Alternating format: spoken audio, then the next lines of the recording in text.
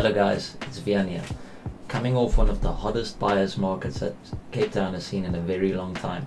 2020 was really full of surprises. First we had the epidemic that came out of nowhere, and afterwards it's turned into one of the craziest markets we've ever been in, and it's ongoing. Now we find ourselves in a little way into 2021, and we're seeing this happening across the world. Even America is dealing with one of the craziest markets at the moment, with property selling sometimes even double over asking. So with all of that being said, I thought now would be a good time to make a video and give a few tips on how to be a successful real estate agent. First, and definitely one of the most important, is appearance and first impressions. How do you look? How do you dress? How do you speak? How do you present yourself to other people? It's probably one of the most important things that you can address to be successful in any business or even social situations. This is important because it affects how people perceive you, and it also affects how they respond to you. And secondly, it's very difficult to come back from a first bad impression. That first impression goes such a long way, especially in an industry that's so reliant on appearances and looks. So iron those shirts, polish those shoes, and head on to tip number 2. Tip number 2 is something that's so important and it can't be overstated, and that is make use of professional photography. Tying in with the first point, how you present yourself online and present your listings online is extremely important.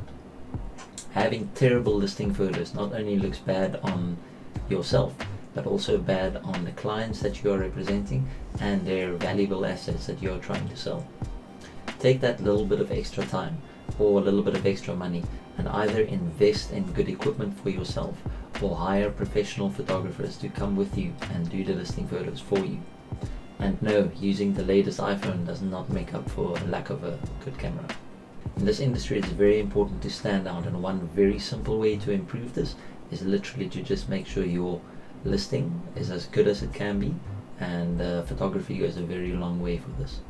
So finally, once your marketing is up and looking nice, chances are you're going to start getting inquiries on those properties, either from buyers wanting to buy them or hopefully from other sellers wanting to use you to sell their real estate. Depending on the listing software that your company makes use of, you'll either be getting phone calls, SMSs or emails notifying you of potential buyers interested in the property. Don't wait, and this is crucial, don't wait until the next day to get back to someone. If your phone is ringing, pick up the phone, or if you're busy in a meeting at that time, phone them back at your earliest convenience.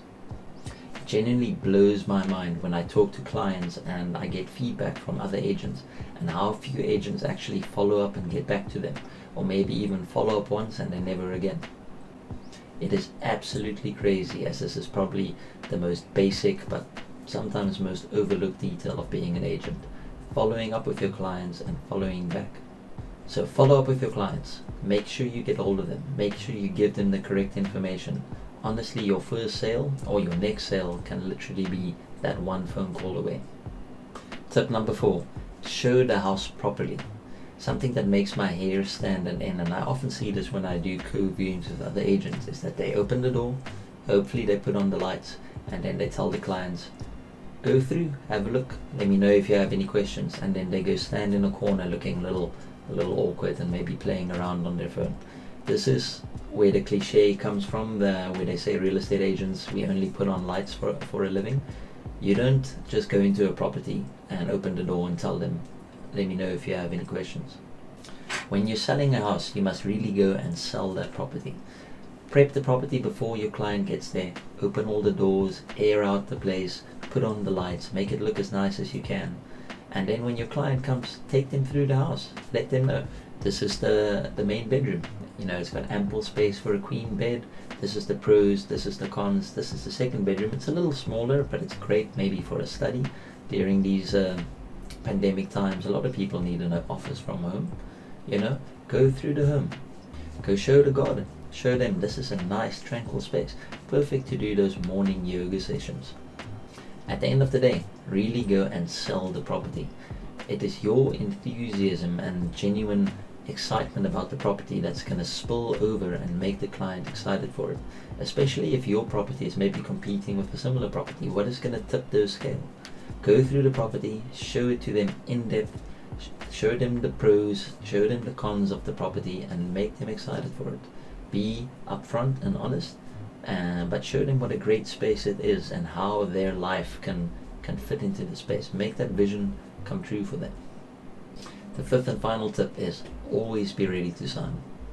When your client has been impressed by, firstly, the great listing that you put up with your amazing photos, and then secondly by the promptness of your response and your feedback and you giving information to them, your professional image when they met you, and then lastly, blown away by this amazing viewing that you just gave them of the property, chances are they're going to want to put pen to paper. Always have an offer to purchase document ready to sign, as you never know when a client would be ready to put pen to paper. I've signed offers before on kitchen counters right after we did the viewings. I've signed them on the bonnets of cars outside properties.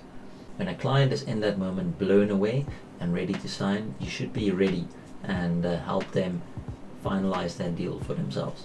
If you can't make this happen when the client is ready to sign, chances are they might go home that evening, start having second thoughts, start looking at other competing properties, or an infinite amount of other variables that can jump in the way of you and your next deal. So that's that. Don't take any chances. Always be signing. Always be closing. Always be closing. Guys, thank you so much for joining me for this video. It's my first video in a while. I hope you guys have taken some kind of value out of it, and I hope you can apply some of these tips in your own career and help get you up your sales and your traction in your area as an agent. And I'll see you guys for the next video.